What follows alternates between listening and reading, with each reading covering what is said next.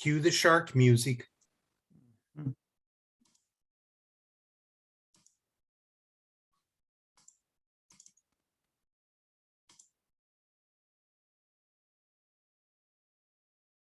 Welcome to New Tracks Workshop. My name is Jim Kello. I'm the creator and host for New Tracks, where mentors help modelers build. Thanks so much for coming. I hope you come back often and tell your friends about our show. These Saturday workshops are a new project for New Tracks. They've resulted from comments I've received from modelers about scratch building and Chris Blackmar's interest in producing and leading this effort. The segments are structured like the popular build-along segments on our Wednesday evening shows, except these Saturday shows are designed to show modelers how to scratch build a model. I personally believe that scratch building is one of the most creative parts of model railroading, and I think you'll agree if you try it. Here is your opportunity to work with some skilled modelers to learn how to do it. You will learn the steps, the skills, the techniques involved in scratch building a model in any scale you want. There are no kits to buy, only the needed scratch building supplies. The plans that will be used for the model, you can download on your computer at no cost. The show's moderator, Chris Blackmar, is a very talented and artistic modeler, and he and his guest will guide you through the complete scratch building process, one small step at a time. After all, that's what mentoring is all about. If you're a beginner, I hope you'll join in and experience the thrill of completing a scratch-built model and being able to stand back and say, I built that. If you're a more experienced or advanced modeler, I hope you'll join in and offer your advice and knowledge to less skilled modelers and even get some fresh ideas yourself. The live shows will, of course, be recorded on our YouTube channel, so you can refer to the information later if you need to. In addition, I hope you'll visit our website, newtracksmodeling.com, and subscribe. You'll need to confirm the email that you received to verify your address. And after that, you'll receive all of the notice of our future shows, as well as the login links to attend. If you would prefer to watch the series on YouTube, you can do that by going to our channel, New Tracks Modeling, ring the bell, and click all. Therefore, you'll get all of the notice for the start of all of our future shows on the channel. If you can spare a little time, I hope you'll consider joining our management team to help us plan and produce any of our future shows. Please contact me at Jim Kello at newtracksmodeling.com, and let's discuss your interest. So welcome to the New Tracks Workshop. I look forward to seeing your finished models and, of course, hearing any suggestions for future shows you may have. Now, here is Chris Blackmar to start your scratch building journey.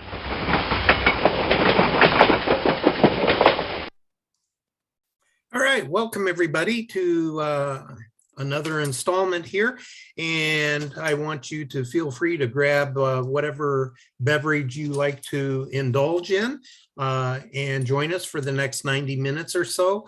Today, my beverage of choice is going to be some hazelnut coffee, some caffeine and hazelnut.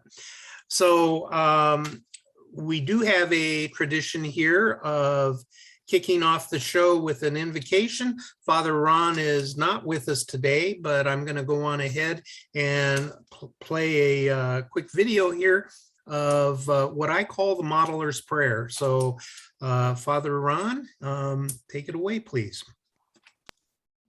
O God, as we express our creativity by creating in miniature the world around us, may we marvel at the beauty and genius which created the world and instilled in us a portion of your great knowledge and wisdom. Give success to the work of our hands, O God. Amen. All right. So with that, let's jump in real quick and go through a couple of quick announcements and updates. First of all, I wanted to make sure that anybody out there in YouTube land knows that we do have a couple of folks monitoring the YouTube chat. So if you do have some questions, certainly feel free to type them in. And the questions don't have to be about what we're presenting here. If you have a generalized modeling question, we have a pretty good board of outstanding modelers here who are very experienced backing me up. And feel free to utilize those folks. And we can probably get your question answered. Also, if you are participating in one of the build-alongs from the Wednesday night New Track show and you have any questions, certainly feel free to bring those up and we'll try to get them addressed. Let's see here. The next thing I wanted to bring up real quick is for those of you that haven't already received your prints, I'm holding right here a 3D print of the ice making machine that was created by Heath and Tualapi, I believe is how he pronounces his name. And those are in the mail. You should have received them. Quite frankly, I did have a delay in mailing a couple of them out. So if you don't have yours yet, you will definitely have it by next week. We do have two guys that are up there in Canada that are having a couple of problems, but we've spoken offline and those guys kind of know what's going on. There was one gentleman that was looking for a O scale size that he came in late and didn't know if he would be able to get a print. That one is in the mail. It is in a Downtown Deco box. And no, you do not get the Downtown Deco kit. It is your 3D print kit here. So all of those should be delivered by Wednesday or Thursday at the latest. If you don't have it, please drop me an email so that I can hopefully get those things addressed and get the information up to you by communicating with Heath, and we'll see what's going on. So that kind of covers the ice machines. I am looking forward to seeing how you guys paint these things up, and please show them on our Wednesday night show and let us know how they worked out for you. The second item I wanted to bring up is, quite frankly, I have lost tabs of a comment that I made to somebody that I was going to send them a more detailed article on coloring of shake shingles. I can't remember who that was, but I owe somebody out there a printout that I said I was going to make for somebody. And if that was you, please drop me an email and say, I'm interested in the shake shingle roof coloring, and we'll get that off to you. I'm sorry, I've just forgotten who it was that I was talking to at that time frame. The third thing I wanted to bring up was the Modelers Forum. For those of you that are not familiar with it, it has been an outstanding resource for model railroaders and the submission of work on there. It's probably been one of what I consider the top 5 internet resources for modelers. But the problem here is that they are shutting down that site at the end of this month. So if you don't have any knowledge, or if you've been going there and looking at it, if you don't have any knowledge of that site, I recommend that you go there, poke your nose around for a little bit. If there's any information you see that you're interested, grab it and save it. Will, can we show a couple of pictures here of what type of modeling is done there? And again, this has been an outstanding resource. I really hate to see the modeling community lose it, but it looks like we're going to end up losing it. And I'm still kind of waiting for Will here. Here we go. And just go on ahead. And Will, if we can start with the last picture on the right and then move to the left.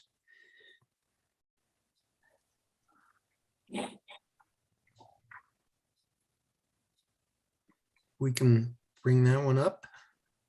I know he's trying there in the background, so. Double click it. I'm trying, except it's opening up in another window, so that's not going to work. Stop share. Let me just do it in a different way. Do it that way first, and then share. Okay, I really kind of want to show you guys this just to give you a flavor of the type of modeling that's being displayed here. That's good. We can do it with this way. We'll go this way. Will, that's fine. This kind of gives you a little bit of a clue. If you'll look, you'll see that in the joints here, the seams, I don't know for a fact what this modeler used, but I suspect that it was a gallery glass type of product or liquid leading type of product. It could be an epoxy glue that's just covered. I'm not sure. But all of this is scratch built. The big thing here is the shingles.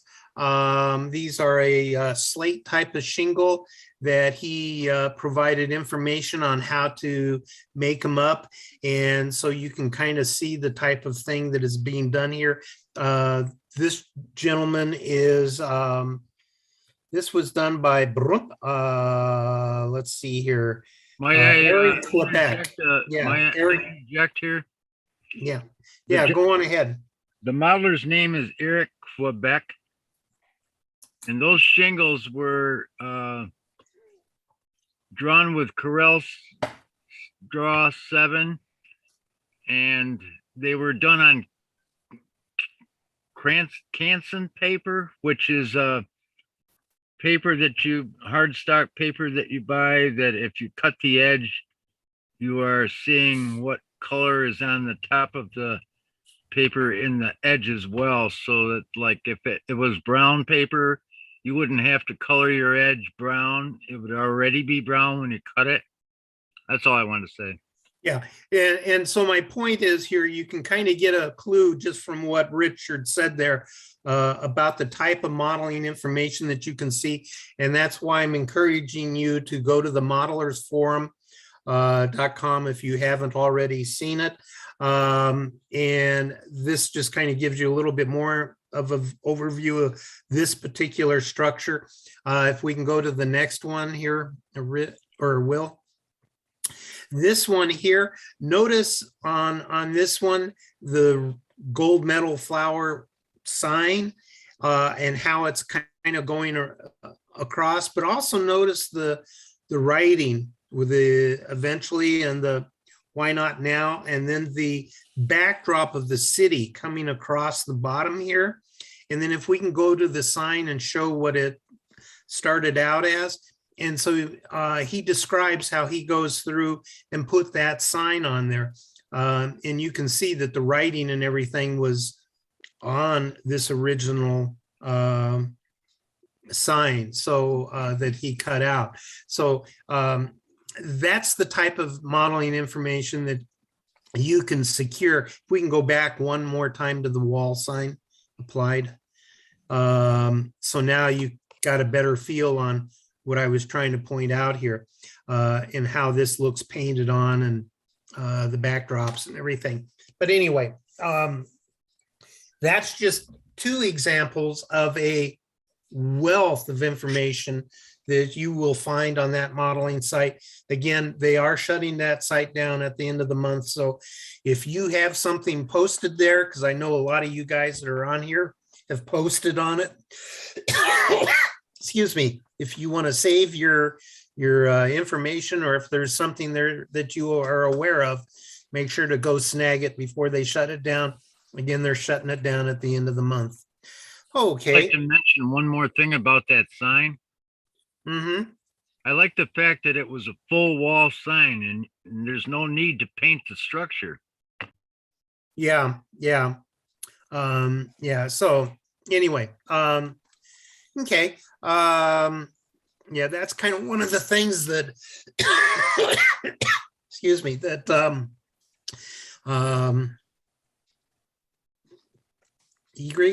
Paul Egri was bringing up that we can do in one of his techniques for his stuff. Let's see here. The next thing I wanted to bring up real quick was, and I suspect this person is out on YouTube land. It's a Jim Zagal.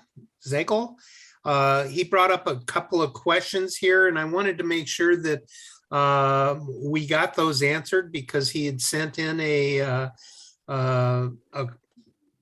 three-pronged question through the forum, or excuse me, through the form on the NewTracks website. And I believe Dave Cassidy got back to him. But Jim, if you're in YouTube land, please let us know if we got your questions answered here. The first question was about glues and using glues to put wall signs on. If you go back and watch the three series or the three sessions that we had on signs, we kind of covered glues in detail in one of those. We spent probably half an hour on glues. Plus, there's been tidbits of glues going throughout a bunch of our sessions. So, we've kind of touched in that a little bit in almost every session, but there's a pretty extensive conversation. I believe it was on the second signs installment that we have here. You also asked about the using a two-sided tape to help hold down the tissue paper as it was going through a printer. And I did ask that of Greg, and I believe Greg addressed your question that that's not a good idea because you don't want to use anything that could screw up the rollers inside the printer. So stick to the one-sided tape and use minimal amounts of tape. And finally was the laser jet or the laser printer versus an inkjet printer and the inks. And again, Greg Cassidy, who was in the printing business, says there's not much of a difference in the inks.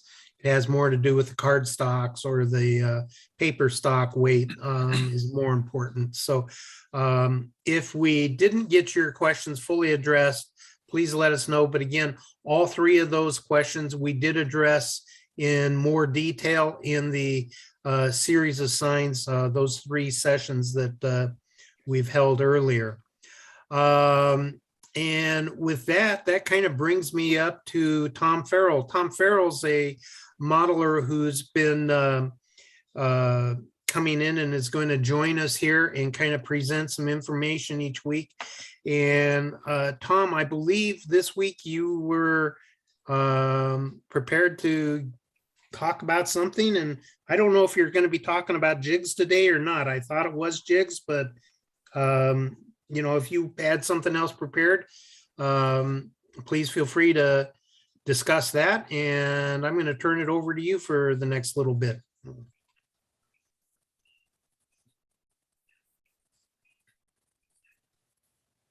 I don't think he's on, Chris. We got Tom O'Hara, that's all. Yeah, okay, Tom Farrell, where is he here, Tom? Okay, well, if Tom comes back, please make sure that I bring him on. So, okay, wow, woo-woo. The joys of a live show. Okay, let's see here. The next thing then is I'm going to bring up, I'm going to go back to the signs thing just one moment. I had discussed in the past about utilizing signs, and this is an HO printout here. It's just a sheet of paper with the signs on it, okay? And there's one sign that I've cut out, which we applied, I believe it was last week or the week before. But one of the other things that I do, since a lot of the older signs were porcelain signs, is I use Mod Podge to represent porcelain. And usually I apply it very carefully and just over, 3 or 4 signs at a time on a sheet of paper that I'm making those porcelain signs. And then that gives me the high reflective aspect of a porcelain sign. I tried something a little bit different with this sheet, and I'm just kind of bringing it up to you to let you guys kind of see it. Get my head out of the way here. Come on, where are you here? Bear with me one second. I'm trying to get the right thing in here for you to see. Chink, chink. There we go. All right. What I've got here is, it's kind of hard for you guys to see, but like this sign right here, it's kind of bent. You can see where the paper rolled. This has got like 7 layers of Mod Podge, 6 or 7, with probably 24 hours between each layer drying time. And so what it's done is I just applied it in mass real quick, just on the front side, nothing on the back. And what I was trying to shoot for was kind of that warped, cracked porcelain type of effect. And I think I'm going to get it when I go to stretch out this corner sign here. If I try to keep it flat, chink. That's okay. Yeah, it's wrapped. We can see it right there. Yeah. It's not coming through real clear on the video here, but Real clear. yeah, but what I'm saying is it's got in the porcelain signs, they kind of looked like they were warped or cracked. Mhm. And this does show that. You can't see it here through the thing, but it does kind of work. And I've got that going on in the corner of this sign also, down here in this corner. But again, my point here is that if you want to take Mod Podge and apply it to a sheet of signs to give yourself a selection of porcelain signs, you can do that.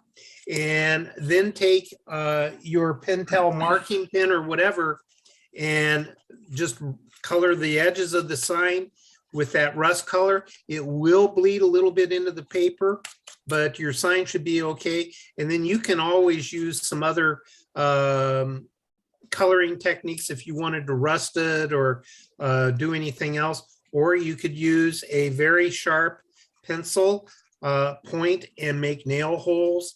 And the silver kind of representing the nail head, and then carefully draw your raw umber or whatever down to make the rust faded rust stains if that's what you want.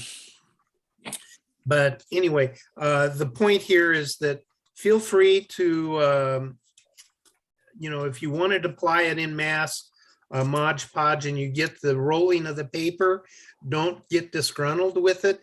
You can utilize that to your advantage. And I'll be putting some of those signs on the finished structure, and you'll be able to kind of see what some of those look like. Chris, we have a Any question. questions on that?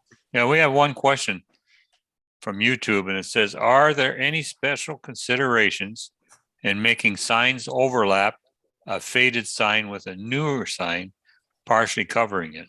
That's quite a question. Yeah, I understand the question. And to restate the question as I understand it, basically you've got 2 signs. with a older sign underneath and a newer sign on top, and you're applying that. The only thing that I can really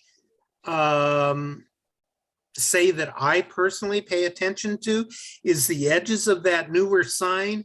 And I will use a super fine, something like a 0.005 micron pin, typically in a dark gray or a medium gray, or a dark blue hued, which matches the coloring of the edges of the sign there, but in a dark blue color, so a blue green or a blue yellow or whatever it is, something, but you want blue to be the primary component and a dark blue, and then just the hint going over to the other color of the sign. And that helps represent the shadow edge of that sign, and we'll bring it out. So you go around that very, very carefully, and it doesn't have to be a solid line either. A lot of people sit there and try to get that solid line. Don't worry about it being a solid line. Just make a few quick strokes, and, you know, kind of like you're sketching on that edge there, and it will work out for you. If the only other thing that I can say in that technique, and because this is more of an advanced technique that I'm talking about here, is oftentimes before I apply that sign, that secondary sign above the first sign, with that first sign applied, I will go through and add a Damar varnish or a dull coat or something there to kind of protect that lower sign. And then that way, when I put the second sign on top, if any glue leaks out, I can wipe it off without damaging the lower sign, as well as it helps allow you to put a coat of ink on that edge of that above the top sign without the ink bleeding into the bottom sign. So that also helps restrict that color. The other thing that you can utilize,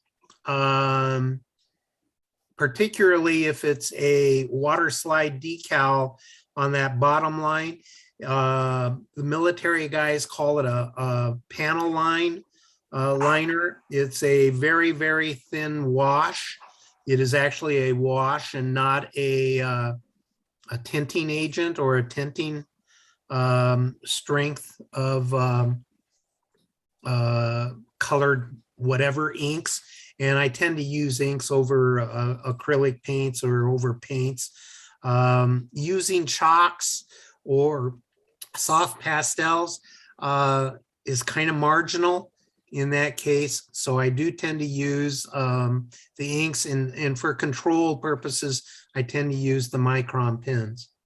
How about some of the other guys? Pat, I know that you are pretty good with signs, and I'll open it up to some of the other guys for their input. I know there's a lot here can do it.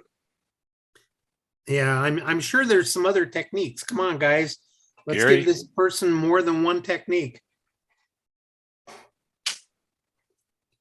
Well, I don't know what I'm not going to talk to the sign over top of a sign, but just to get to simulate enamel signs, I've printed glossy and worked from there. I got a structure downstairs right now that has that, and then you can dumb it down, or where the porcelain are broken and some of them, the metal behind it's the frame of the sign itself, or the backing is rusting through the little holes and stuff like that. Okay. Let's see here. And Gary, I'm going to put you on the spot and ask you. You're a willing victim. And you're going to have to unmute yourself, Gary. Yeah, I haven't done a lot of work with the signs. when I want to get a porcelain sign, like I talked about that Coca-Cola can, or you can use any pop can that was small enough. And Pat and I still haven't tried the etching yet. Okay. So we're going to do a little bit of experiment with the etching, and maybe at a later show we'll give you the results. Okay. Okay. Chris, I've got a question / comment there for Ted's question. Okay. Would you want to weather the old sign? Like, you've got your building, you've got an old sign that's there that's very faded. Would you want to weather the building, do your weathering on that wall, including the old sign, before you apply the new sign, since the amount of weathering is not going to be the same, and then possibly do another, you see what I mean? Because the old sign is going to have lots of weathering. You can't put the old sign and then put the new sign and then weather both at the same time. Right. And I don't know who presented that question, but that shows some really, really outstanding thinking process about the use of your materials and the sequencing of applications. That's an outstanding comment. Thank you. Gentleman's name is Ted. Addressed. The gentleman's name is Ted Kempkin. Okay, well, thank you, Ted. Outstanding, just outstanding. Shows a good understanding of scratch building, which is what we're trying to present. And thank you for bringing that one up, because I flat outright missed it. In my experience, and I'm going to ask some of the other guys to do that, I typically, if I know that I'm going to be doing a secondary sign over a first sign, I will go through and weather my wall and get it all prepped and ready to roll. And then I will go through and add the second sign over the first, and then just add a light coat of weathering. And that light coat of weathering would be typically the colors of the earth and everything around it, whatever color of earth and stuff, so that I'm representing dust and things of that nature. And Larry, if you can come back with your model there and show us what you were trying to tell us, I'd sure appreciate it. And I'll give you just a second to re-grab that model. I did see you there, but I just went on ahead and finished my thought because I get so easily distracted. And Larry, we need to unmute you. There, Okay. you're unmuted. Okay. Okay, this is 120 scale. And that is, it's coming in pretty, it's faded on the screen. But that is one I did. So porcelain, you can see the edges are very pronounced because it's a porcelain sign sitting on a wall. Uh-huh. There's one at the other end too.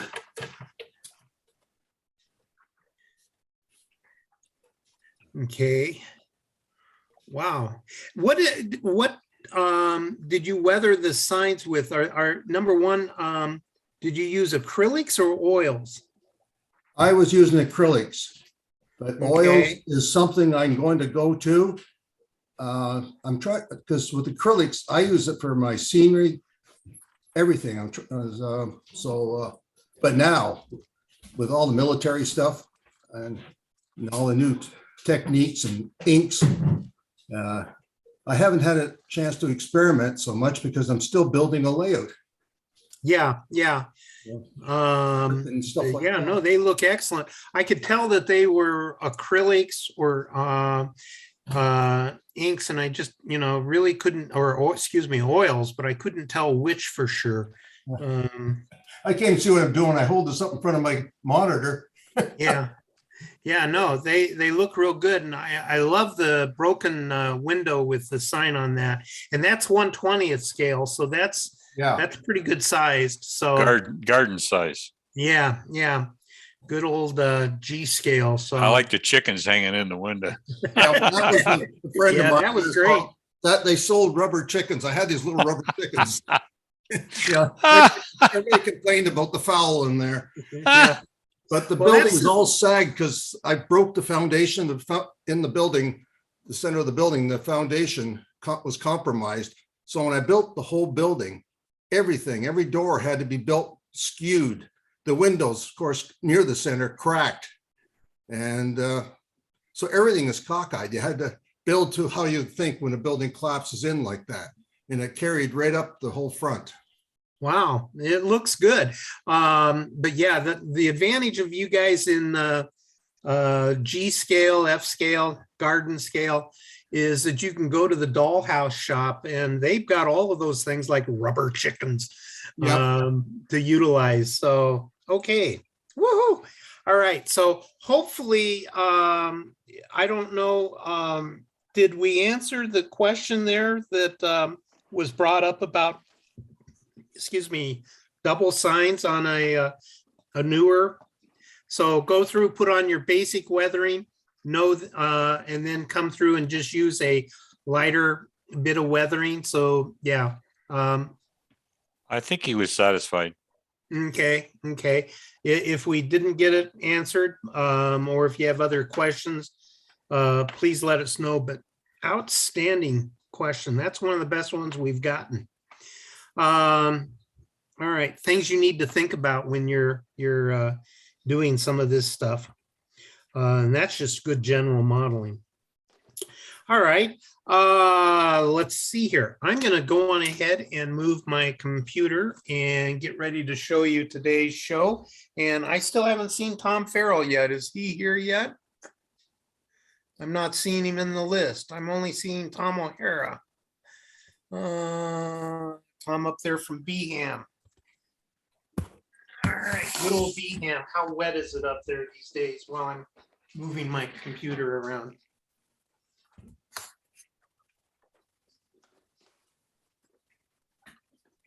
For those of you that don't know, Bellingham, Washington is real close to the Canadian border up there, and they sit right on the Sound. And it's real wet, and they've got a little place called the Skagit Valley just north of them that they grow about a quarter of the world's tulips there. So if you're into tulips and bulbs, daffodils and tulips, it's amazing. It's like Holland, except instead of being a quarter acre, they're like 25 acres with a crack.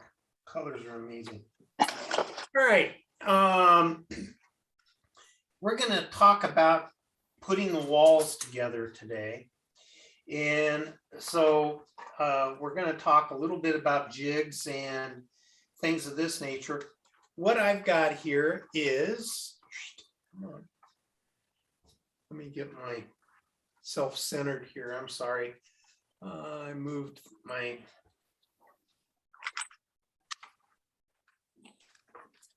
centering.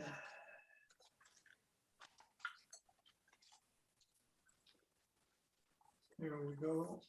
Okay, and sorry, folks, I had it and I caught it with the corner of my elbow. There you are. Just see right. Whoop, whoop. Yeah, caught it with the corner of my elbow and lost Put it my- over your X. Here you got it. Now pull it down a little bit.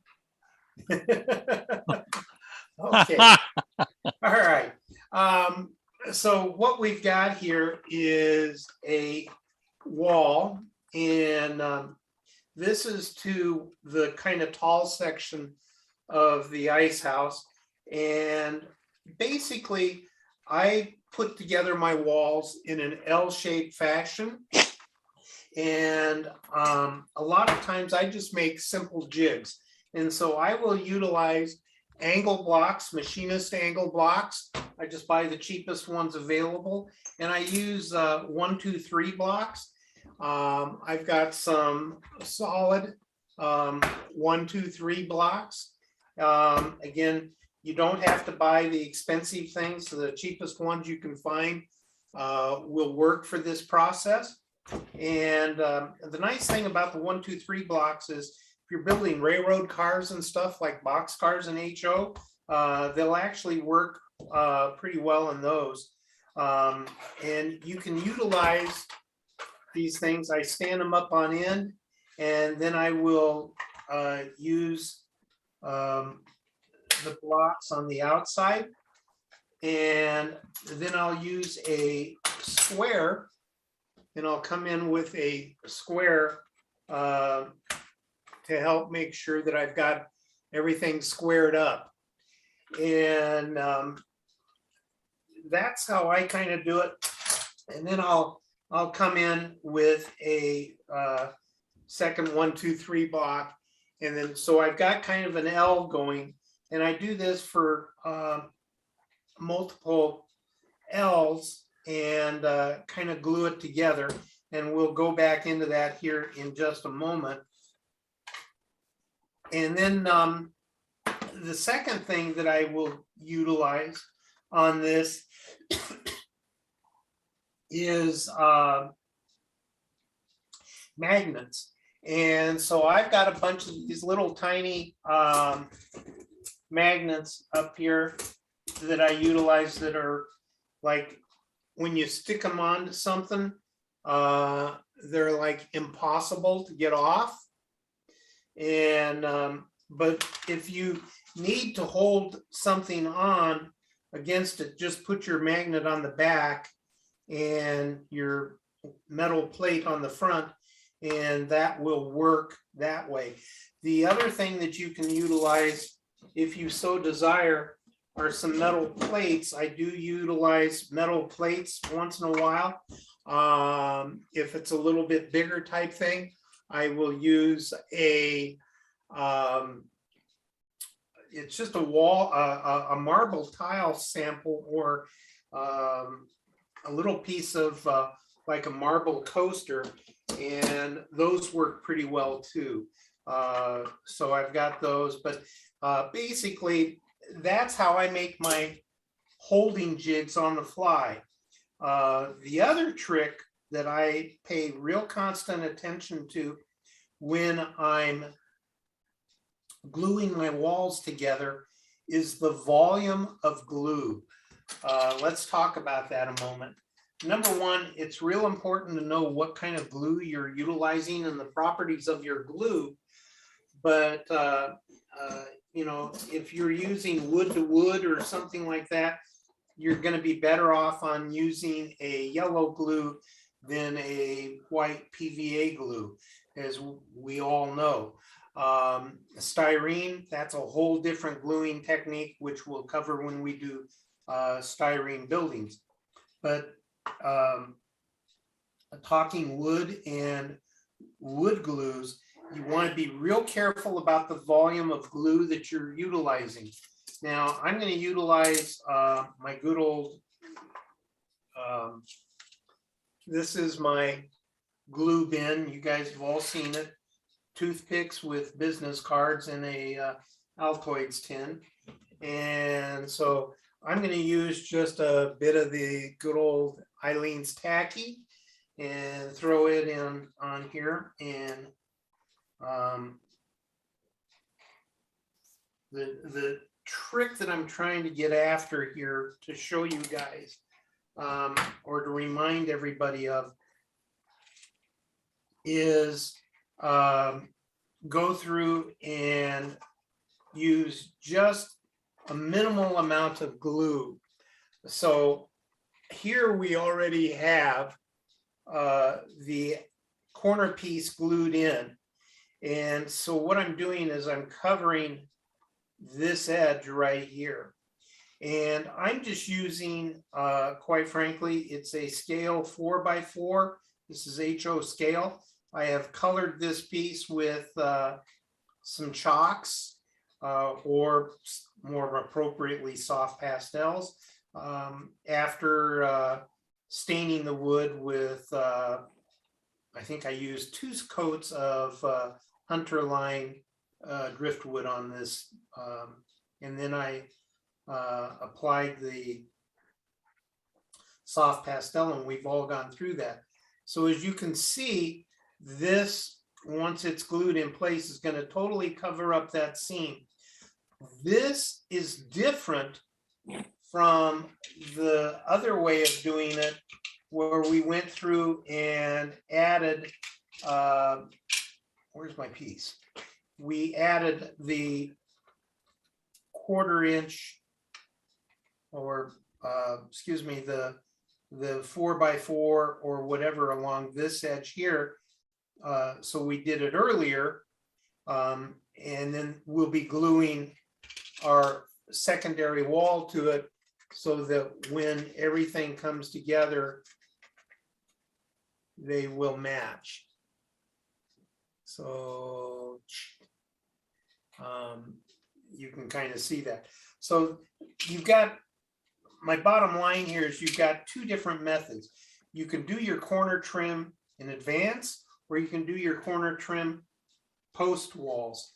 But the trick is to get your walls glued together as L's, and then take the 2 L's and glue them together to form your box. And you'll much more likely have a square box versus an obtuse or oblique box. When you go through and add your glue, if it's already, you're doing your L's, you're going to have this kind of a seam. Take and just put your glue in here, and remember, you're trying just for a very small amount of glue, and just put your glue in a real thin line, because most people tend to way over glue. And what I'm doing is applying it, and I'm kind of rolling the toothpick as I'm going here. And I'm filling that seam with some glue.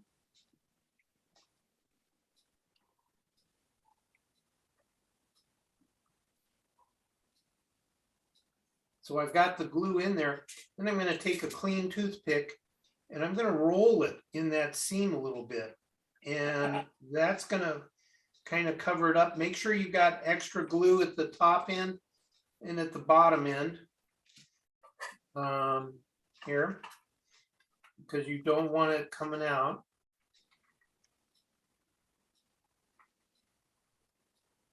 Boy, I've got the shakes this morning, too much caffeine. And then come through and put it down. And then I just take my piece and notice that it's going to extend above and below the edge, and just lay it in there. And if I get any glue popping out, you're going to want to wipe it down and get rid of it while it's wet. But if you are careful, you can probably eliminate any glue seams here. And then once you get them, allow the thing to dry, again, make sure that you've got it square and pressed in place.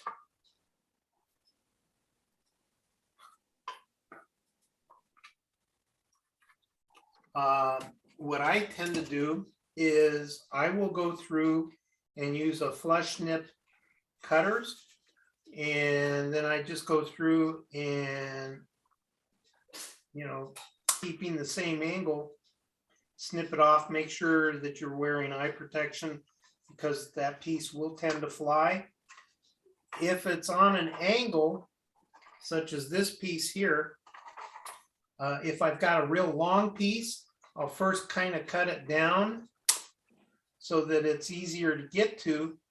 And then I can come in and set my flush nipper to the angle of the roof here, and then cut it so that it's flush. And by removing that extra excess above, makes it easier to set my flush nippers in there to get that angle. And then once you get that cut, you can come back and just briefly go in and, you know, touch it off a little bit, a couple of strokes, and you're good to go. And that one piece kind of popped out a little bit because the glue's not dry, as you guys are aware, but anyway. So that's my technique on gluing together walls. Now, there's a lot of other ways to do it, and I know that Rich has been building the ice house along with us, and he uses a couple of different techniques to do his walls.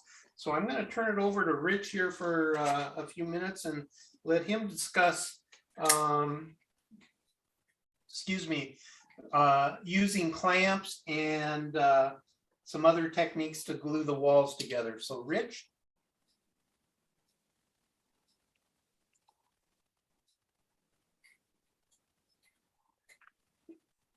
And are you muted, Rich? No. Okay. It's all yours, man.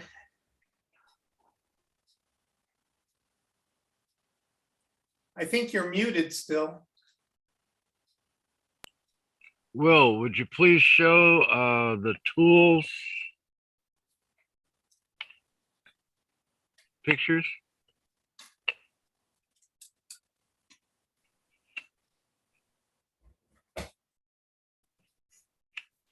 Okay, this picture shows similar to what Chris was talking about, using a square to put against the building to make sure that you have correct 90 degrees. Okay, next picture.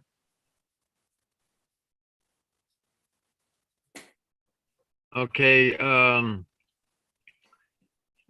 this is another method for anyone who doesn't have the metal squares or the square blocks that Chris was showing. I just used rubber bands. They come in handy and they're cheap, and basically it does the same thing. Even if your building is out of the ordinary, it's not a 90-degree corner, you have an irregular shaped structure, rubber band still comes in handy. Easy to acquire. And once you have the building constructed and it is 90 degrees on your right angle corners, you can just take a scissors and cut through the rubber bands without destroying your structure. Next photo. And once again, I want to show the rubber band method. It's easy to do. This is another building that I made on the Railroad Line forums. It was Red Oak's Garage, a design made by Chuck Doan. Okay, you can go to the next one. Okay, these are my clamps. These are all I have. On the left is shown rubber bands. Now that right angle vise clamp is a Babco 90-degree swivel vise. I don't know where I got that. I've had it for ages. I just looked online and can't find one that looks like this one. But what I liked about this vise is that swivels back to zero, the upper portion of that, by unscrewing that little set screw.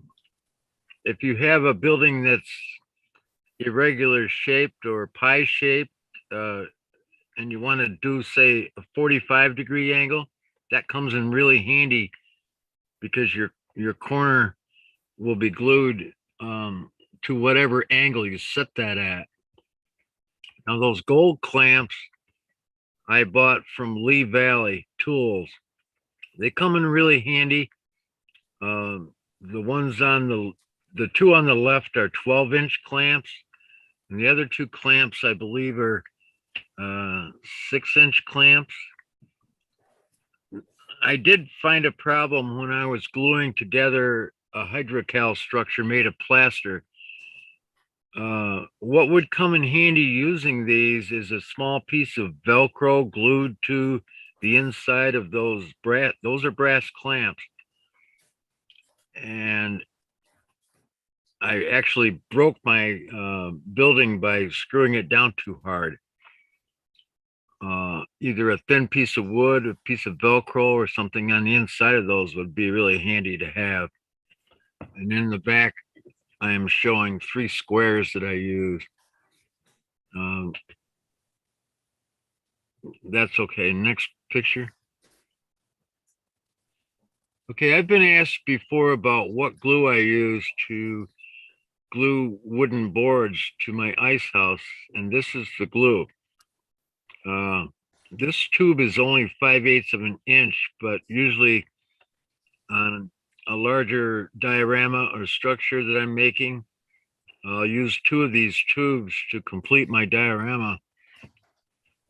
It is super glue, and so you want to go scarce on the glue if you're gluing a 90-degree corner together. The tube itself says to use a thick line on both structures that you're trying to meet at the corner to put it together, but I only glue one side and I go minimal on it because I don't want it to ooze out over my structure, because usually when I'm putting my buildings together, I don't weather them first. I don't do anything. I just glue together the raw wood, and then I paint and weather my building after it's been glued together recently, because I like the way it comes out much nicer, especially if you're weathering from one corner to the next corner. I want my building to look the same as you go around the building, rather than doing each one on the flat. I've noticed that this method really turns out well for me. This glue is like super glue. It doesn't glue your fingers together, but if you get some on your hands, it easily comes off with liquid turpentine or paint thinner or anything like that. But Rich. I really like it. Rich, where did you get that glue? Well, we have a we have a store in our town called Big Lots, and I'm sure it's you can buy it sometimes at a Dollar Tree or any small stores like that. I noticed after I searched for this online, I did find a few ads, but one in particular mentioned that it was $11.95 a tube. Now I paid $1 for this downtown. I can't believe someone would spend $12 on a tube of this. I probably have about 40 in my drawer because my wife sees them and buys them for me. And I think I have almost every glue in the world. I haven't tried them all yet, but this one is my go-to glue for wood. It also glues porous items, but you like when it mentions wood, when you glue wood with this, it says it dries in 10 minutes.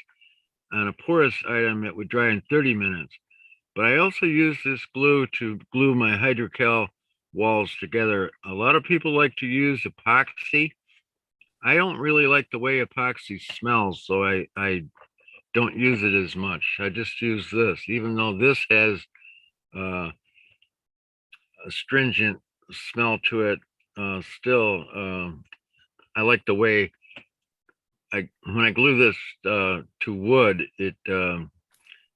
I've never had any of my walls come apart, ever.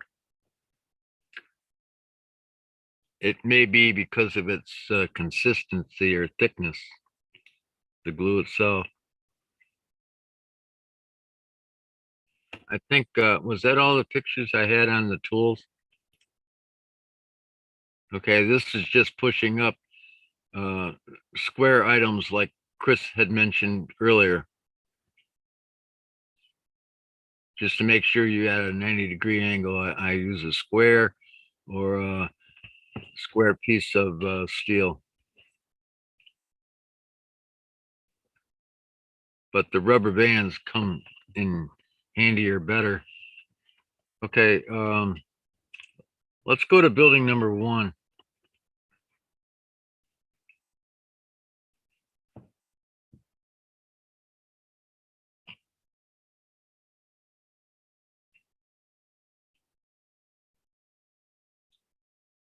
Okay, I showed this picture before. This is the walls that I made for my ice house. The center top wall is my partition wall between the office and the back storage area. The outside of my structure measures 21.5 by 31. And that center partition wall had to be cut down 1 foot, 6 inches on each side in order for that partition wall to be glued to the center of my 4 outside walls. Next photo.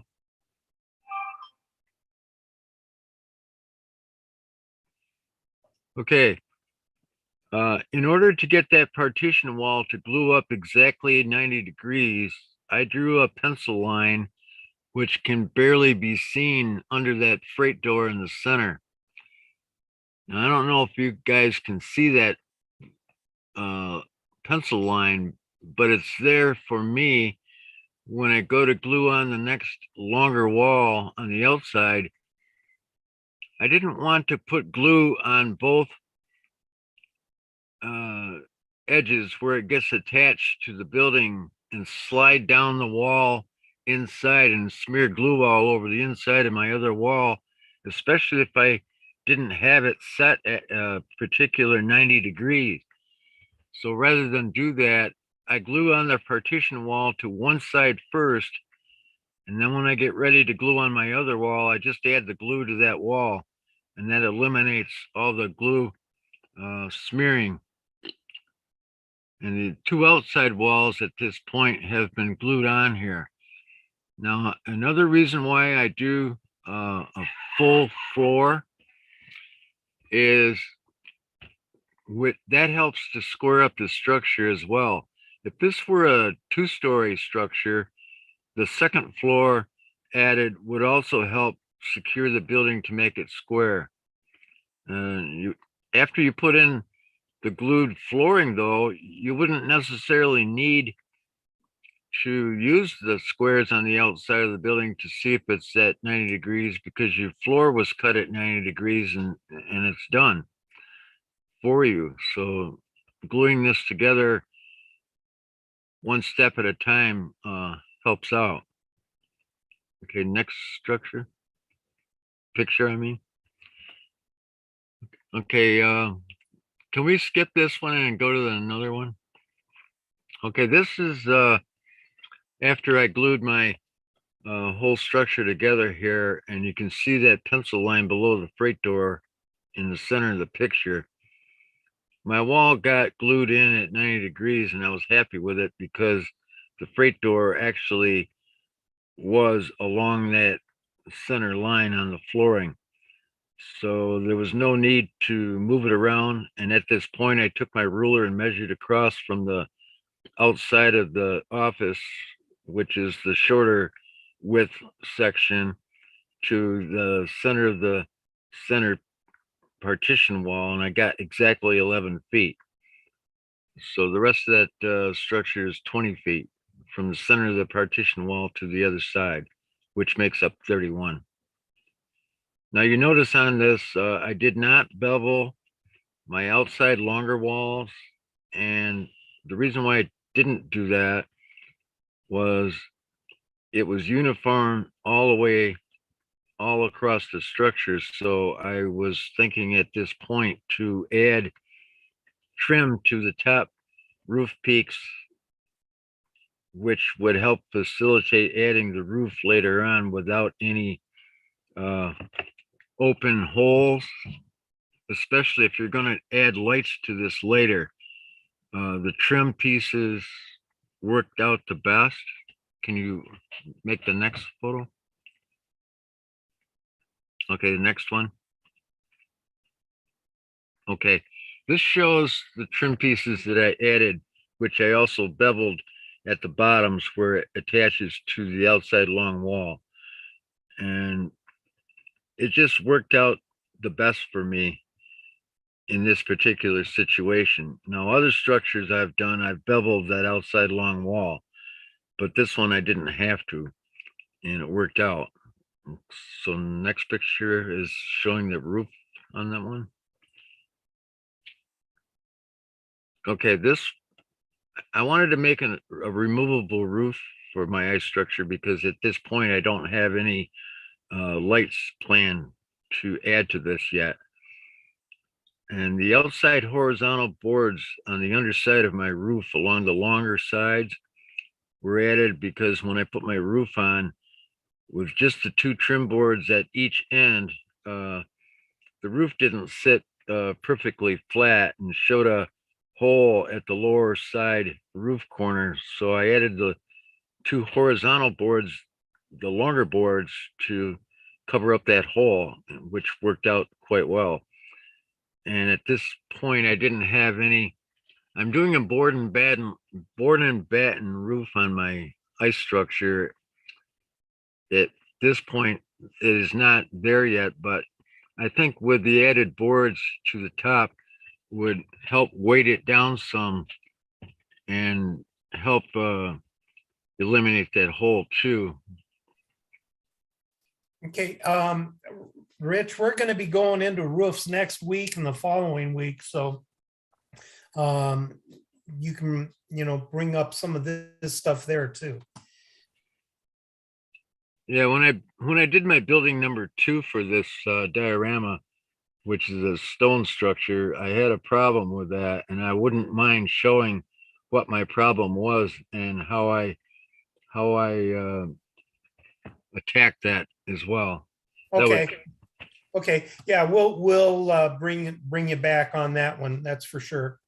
Okay, Okay, if you want to go to another file, let's go to building number 2.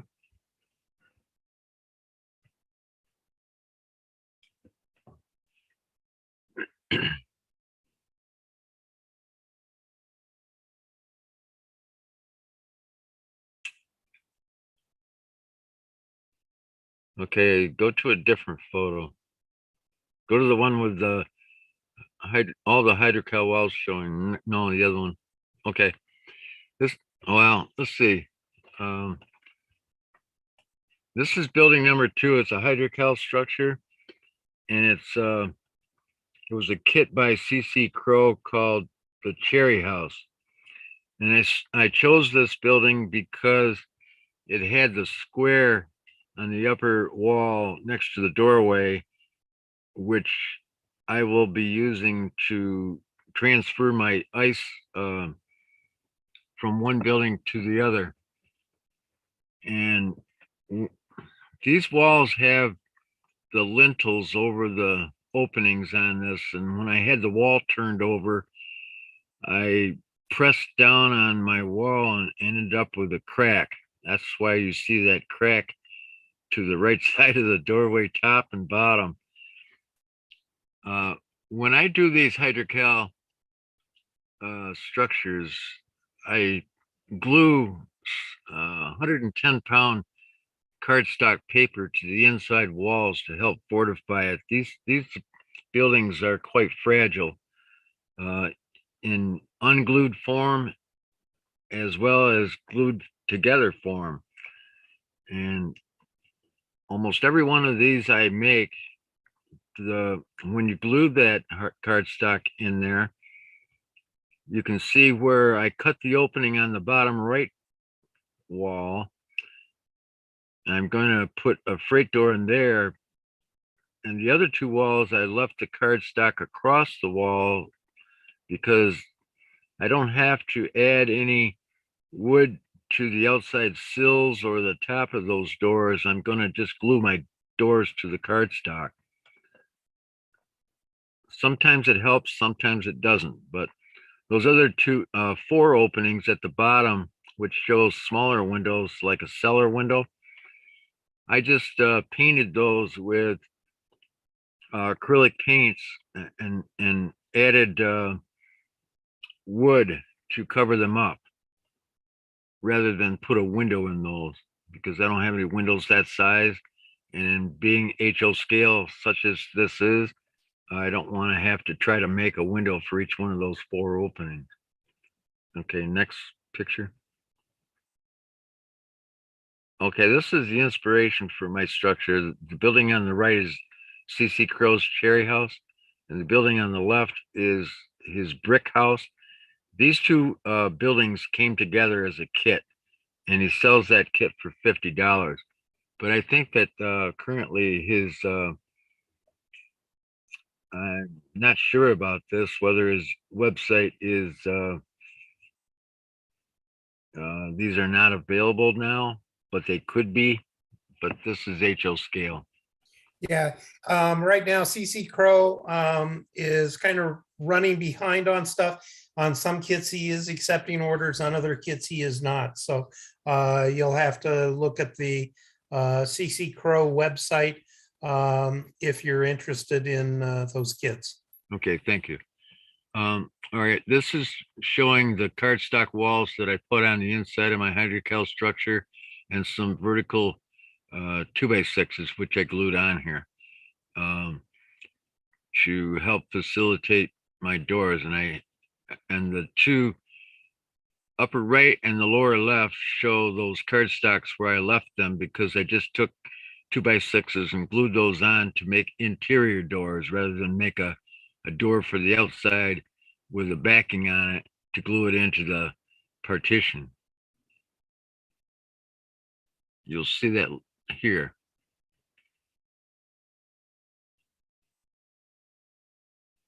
That adds strength to your hydrocal too, doesn't it?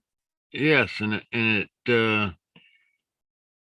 I have a door for the outside that I wanted to use, but I didn't want to glue my boards to my door, so I glued my boards to the cardstock, and then the door I'm going to be gluing will just be glued to the outside. I know this is a lot of extra work, but I'm gonna like this later on, especially when I put a light in there. And these are just stained with 100 line driftwood stain. They're not a dark stain, but just enough to give a slight weathering at this point. No weathering powders have been applied to this yet.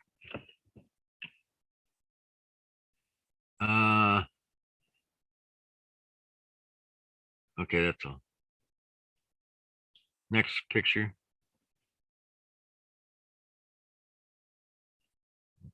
No others?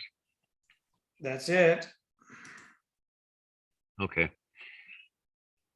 I have one question. Are you done, Rich? I didn't want to interrupt you. I don't know. Do you have any? Wait a minute. Let me check.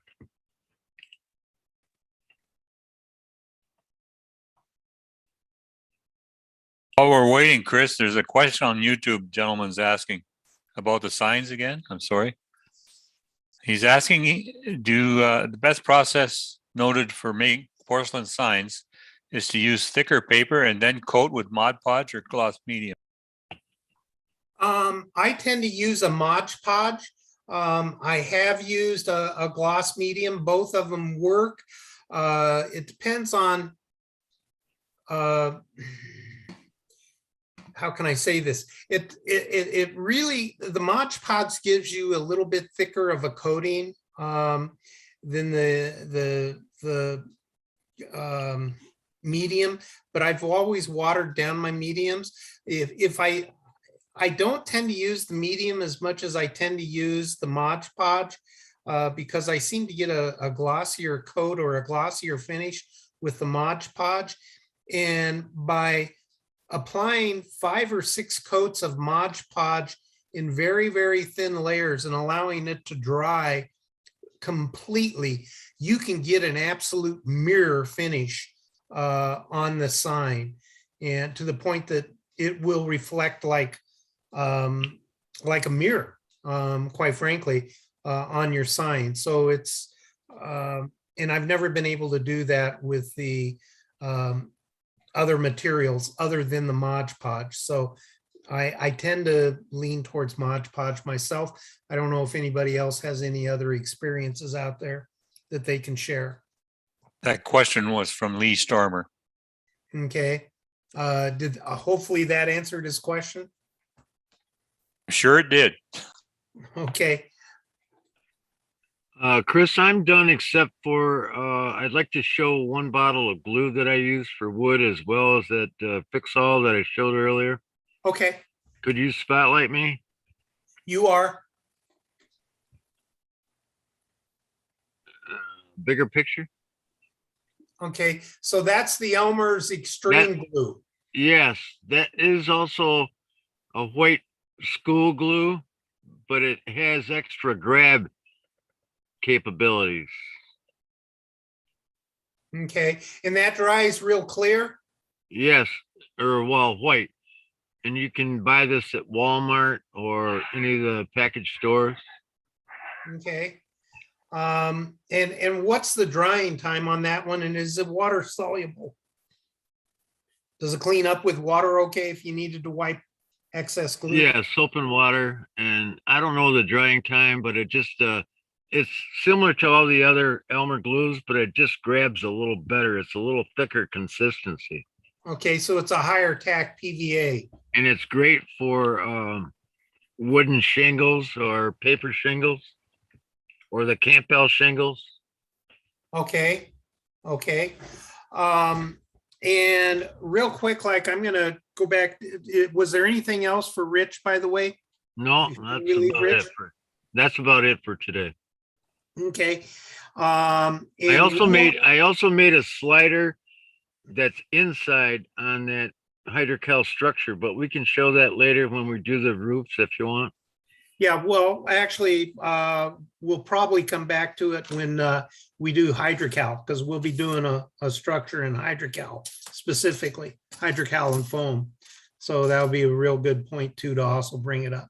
But we might bring it up both places. Will, what time is it? It's 2:17. I think it's a good time to run our little ad. Okay, well, let's run the little ad. I'm gonna go rescue my puppy while we're doing that. And I'll see you guys back here in a moment.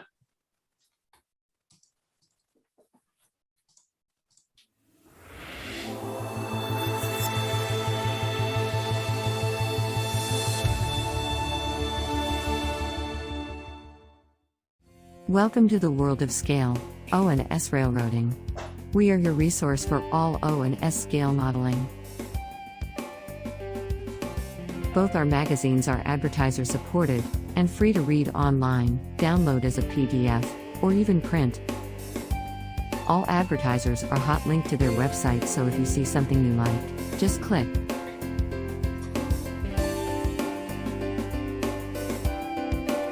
Please check out our websites for the current issues. All back issues available free for the O-Scale Resource and the S-Scale Resource magazines. And, if you are a manufacturer, distributor, or retail establishment, please contact us through our website for advertising opportunities. Okay, thank you, Will. And I wanted to bring that in reverse for a change of pace, just to change the format. O-Scale Resource Magazine sponsors our My Build sections on the Wednesday night shows, and they help us out a whole lot. So we try to help them out. Again, that's a free resource for you to utilize. If you haven't downloaded one of those magazines, I strongly encourage you to do so and take a look at them. You'll find all sorts of modeling information in there, as well as some plans and things for structures and things, you know, that you might want to build. So it's just another excellent resource, and it's free to you, and everything is real easy to access because it's basically totally hyperlinked all the way through, and all it is a point and click and you're there. So investigate them and support him. With that, I'm going to wrap up this whole conversation here about jigs that we're doing real quickly on jigs and clamps. And I'm going to show just a couple of other things. As Richard noted, we do have the bar clamps and things like this. I've got bar clamps, and you can't see it here, but these things go, this is like a 24 incher. This one's like an 8-inch clamp, and they get down to like 4-inch clamps, and you can get them down to even smaller than that. And these are just brass bar clamps. And sticking with the brass, here's another kind of clamp that you can make use of. All of you guys have seen these, I'm sure. And you can, tighten up one side and make them kind of tight. These are useful in certain applications because you can angle the clamps, as you guys are pretty much familiar with on this. So I'm sure most everybody out there knows these clamps and how to use them, but I just wanted to bring them up as a possible way to be clamping things to hold it. Clamps are extremely important on some things. Another clamp is a C clamp. And again, this one is not that big. If I throw a ruler up against it, you can see that it's about a 2-inch clamp. Another clamp that you can make use of, if you really want to go to the cheap, is a spring clamp. The only problem I have with these is removing them. And then the other thing is sometimes these are a little bit strong and they can actually leave indents in your stock material. So sometimes when I do use these, I will take a 3x5 cards or a couple of layers, or fold a 3x5 card or an old business card in half and use that to help avoid denting the stock material that I'm utilizing. These little clamps, and again, you can see that this sucker is like 1 inch long totally. Well, it's 1.5 inches, excuse me. But it is, I've got a dozen or so of these. It's a strong spring clamp that opens up, and it's, they're kind of useful sometimes if you're doing some things where you need to hold a couple of pieces of paper together. The reason because they're flat, as you can see. So I do utilize these in some applications. These are used more in some more advanced applications, which we will discuss in a couple of builds when we get into more advanced applications. Another couple of clamps that I have are these type of clamps. These I don't tend to use a whole lot, to be upfront with you. They're sharp. They tend to damage the stock. And I just find them difficult to use. Maybe it's just the way I'm utilizing them, but I do throw them out there that I have tried them. And if people have comments on these, they may want to feel free to do so. These are another clamp that I tend to use, a business card that's folded over, or a 3x5 card that I've cut to fit to help minimize the damage to the stock, because these to me apply quite a bit of pressure and they're kind of sharp. Another one that a lot of people make use of is the good old clothespin. And a lot of people will take and flip the clothespin around so that it forms more of that kind of a clamp. This type of thing here. And it's just a real cheap clamp. And if you don't have a stock of clothespin clamps, it's one of the few things that I would kind of encourage you to stop and consider about picking up a few of them somewhere, be they plastic or wood. I tend to use wood over the plastic just because I can easily file the insides here and make other types of jigs with it if I need to.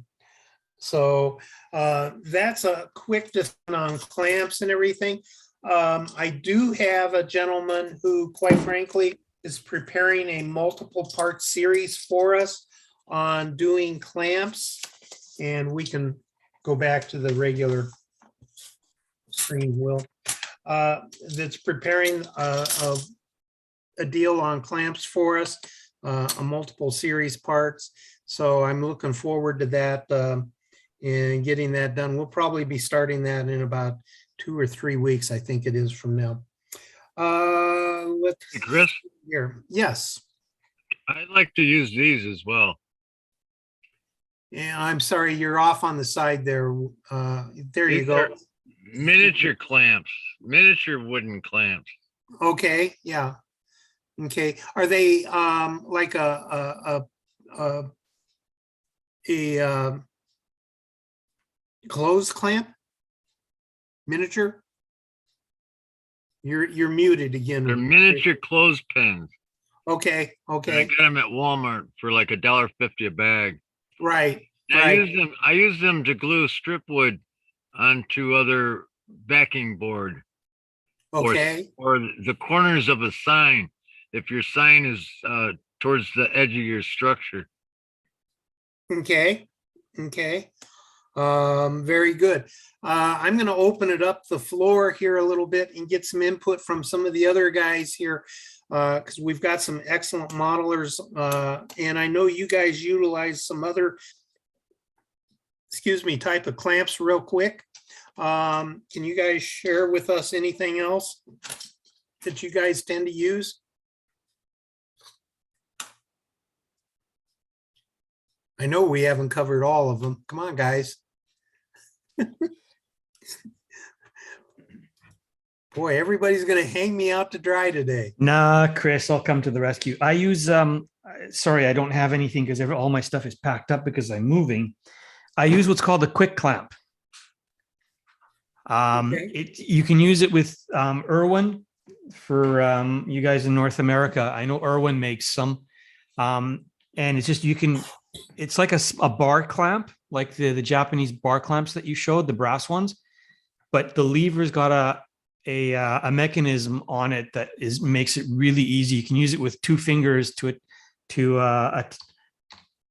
squeeze it onto the model. If I can find something, there we go. If I can, yep. Okay, I will just share.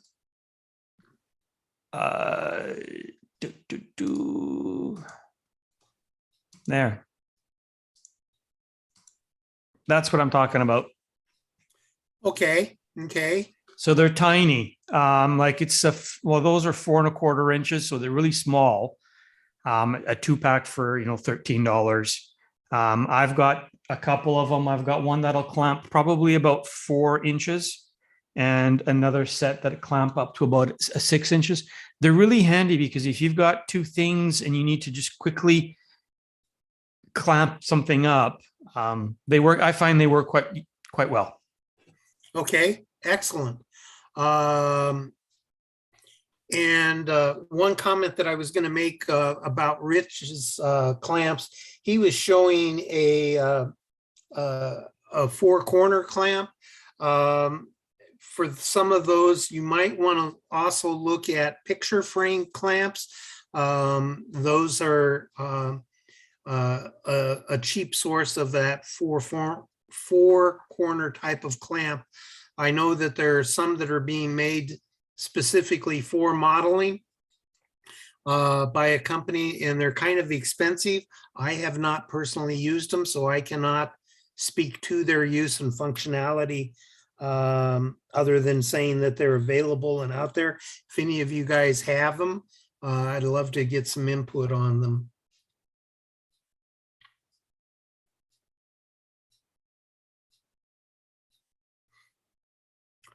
All right.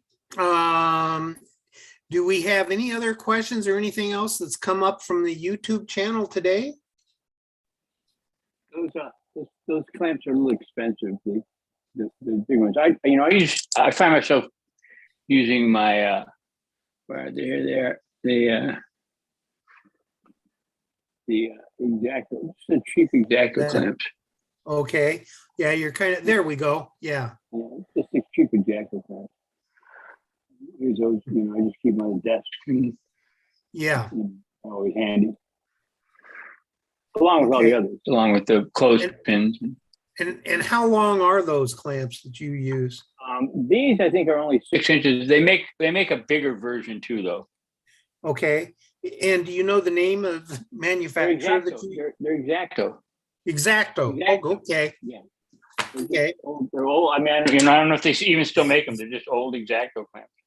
Okay. Okay. I've seen those advertised. I've never utilized them. So good input though. Because those would certainly be an excellent alternative to these brass bar clamps that can kind of be expensive. Any other type of clamping?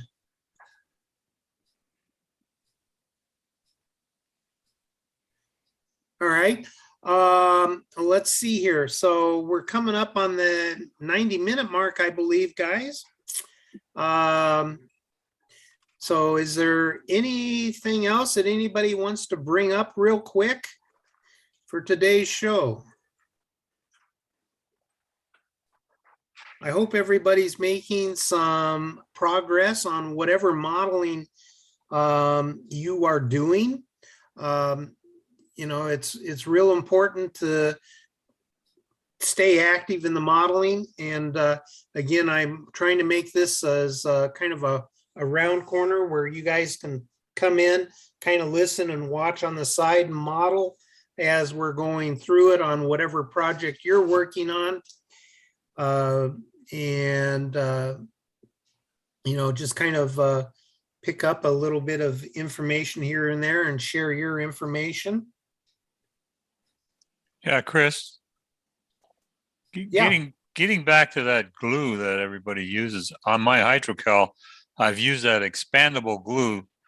I think Gorilla Glue has it. You wet one surface, put the glue on the other, and put two together. Okay. And expands, it foams on you. And I found it's very easy to make it stick really well. And then you just clean it off with a knife or something, and it cleans right out on the edges. Does it leave a film that seals the wood for staining or anything? I think it would, but I like to use it on the hydrocal. It doesn't matter there. Okay. Okay. So you're using that in place of epoxy. How about that foam glue going over something that is pre-colored with, say, a soft pastel? Have you had any experience? That I have not tried yet, but I probably will, and I'll let you know. Okay. Okay. All right. Any other thoughts or anything from the guys out there? Hey, could I have somebody spotlight me? I want to show 2 bottles of glue.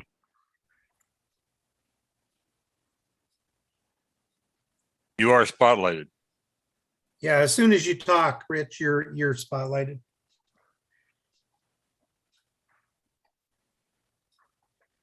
Okay, so that's the Gorilla Glue that Wait Pat a was minute. just referencing. This question's for Pat. Are you using this dark brown Gorilla Glue or the Gorilla Glue that's white for wood? You could probably use the white one and it wouldn't show up as much. I've used the other one. The white one. I think the white one is a PVA glue, and the brown one is the urethane glue that foams. So I don't the know, I white thought one they does made not something different. foam? I've yet to use either one. I haven't tried them at all. Okay. So the white glue does not foam is what I'm hearing. That's what I understand, I guess, no? It says Okay. dries natural color on the white one. All right. The Okay. reason why I bought this darker one, it says it was good for foam. And I've yet to find a glue that will glue foam together without melting the foam. That's why I purchased it. Yeah, use liquid nails on the foam. I is a good have, one yes. too. Loctite makes a special glue in a tube for foam too. Yeah, It works great. right. All right, gentlemen. Well, with this, I'm going to go on ahead and call her a day if we haven't wrapped up anything else. For next week, I'm going to be looking at the subroofing and applying subroofs to structures and getting ready to add shingling in the top part of the roofs, but we're going to be looking at adding roofs to the structures. So if you have some things that you would like to prepare and bring to the table for next time, again, it's going to be looking at subroofing, and we'll be looking at materials, applications on applying it, and philosophies that you may use, and any other aspects of that whole subject. That's one that we could easily spend about 3 shows on again, but I'm just going to knock it down to the one. So please, for you guys that are out there all the time, please bring any information and stuff that you might want to show or use as examples to the table, so that we can help out the future modeler who is going to be watching this show 2 years from now, so he doesn't have to reinvent the wheel. Chris, Yes. I had one other item I wanted to mention about when I glue my walls together. I do add flooring on first or second floors, but I also was, you could cut a 90-degree angle block and then glue those to the inside corners, top and bottom too. Okay. Yeah. And, did you still want me to show that diorama? Yeah, we can kind of show it real quick here. What I asked Rich to kind of bring his diorama because we had talked about bases and walls and things of that nature and making use of the vertical space. And I know that some people have a tough time kind of conceptualizing it. And so you've seen where Rich has built his 2 structures so far, and what he's showing you. But here you can kind of see where he's starting to set up utilizing the vertical space. And I'll have him hold up his diorama here for you to kind of see. And you can see that he's set it up so that he's got the, he can utilize the curve there in a smooth wall or a rough cut wall, or I don't know, what he's planning on doing. He's got the 2 different types of foundations going. And, he's made some angles and things going across. He's going to have something going across between the 2 structures. I don't know what that is yet, and that's up to him. But my point here is that you can see how he's already utilized, he's got 5 different levels on this structure already put into place. And this will, or on this diorama, I'm sorry. And so we're kind of leading into making use of that vertical space and how that adds more visual appeal to your overall structure or your overall model. I do want to say that brick that brick roadway is beveled Okay, okay. or So, it's slope on a slope. right, right. So anyway, we'll watch this kind of come together here as Richard works through it a little bit, but I wanted to kind of show you to kind of bring up a little bit of ideas for those of you that are out there building it. And yep, Bill, he's as being typical Rich, he's got his working doors. So okay, so next week we're going to be discussing subroofs and tricks of the trade for the subroofs. Any other comments, thoughts, questions, suggestions? Anything that we've kind of missed so far?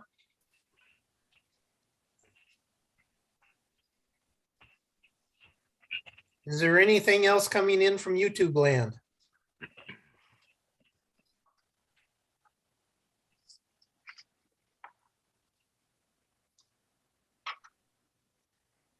There's a couple of things on YouTube if you want. Okay.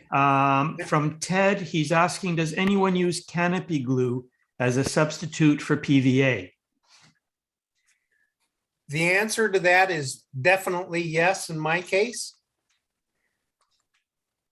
Yeah, and I was going to say, I think canopy glue is a PVA, is it not? Yeah, it is a, well,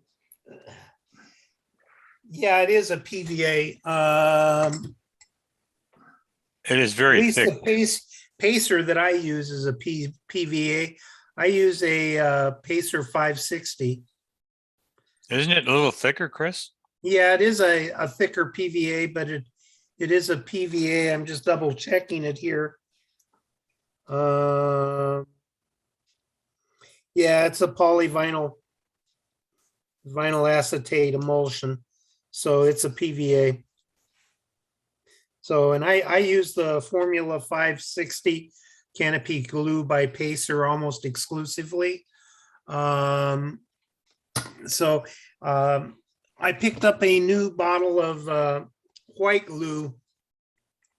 And when you look at your white glues, you know, a lot of times they'll be PVAs and sometimes they may not. So you need to kind of watch your white glues a little bit. I use that Pacer too, and I thin mine down to make it go farther. Yeah, I typically don't go through it fast enough and it gets thick on me. And this morning, as a matter of fact, I was applying a window to a wall section, and I literally, let's see here, let me grab that window. If I hold it, well, if I put it down here, let me throw a thing down here and we can see it. And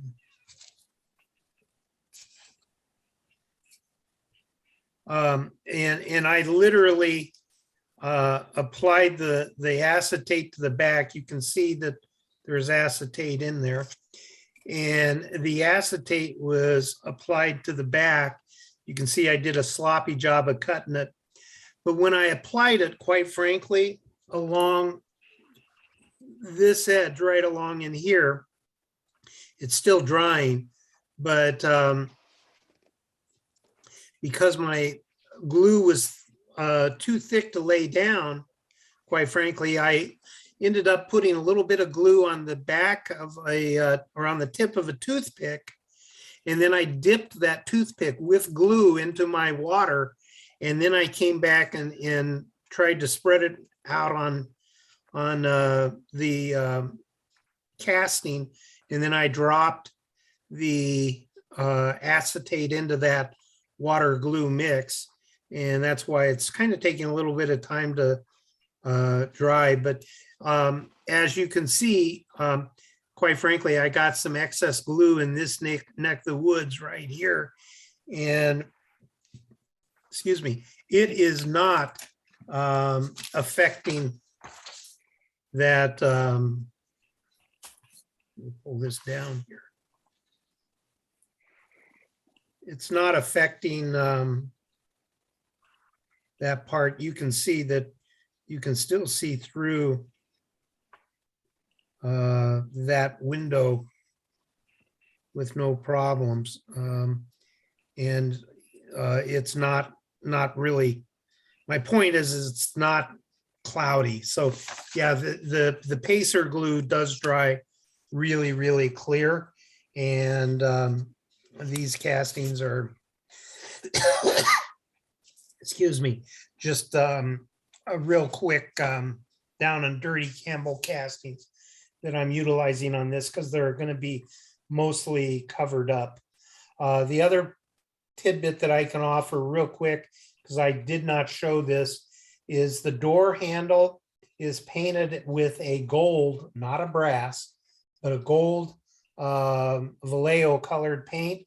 But to paint it, I used the tip of a toothpick dipped in the paint, and then you just roll that little tip of the toothpick over the top of that door handle in an HO scale, which this is.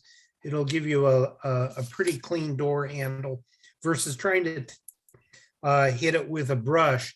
It's a little bit more difficult to paint those type of protrusions with a brush than it is just to use a toothpick. So there's your 5 and dime on painting door handles, at least in HO scale.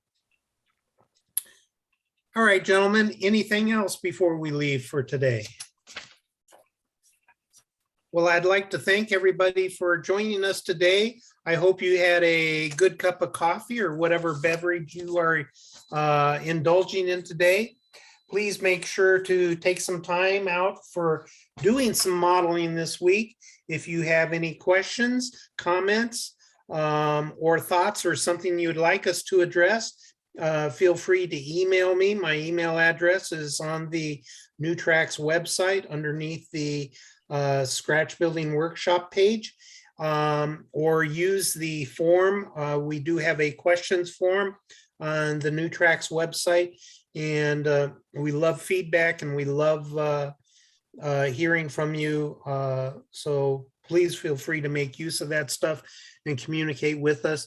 I know that we have a bunch of outstanding modelers with us each week who have been very steadfast in covering my back, and you know, gentlemen like Doug and Gary and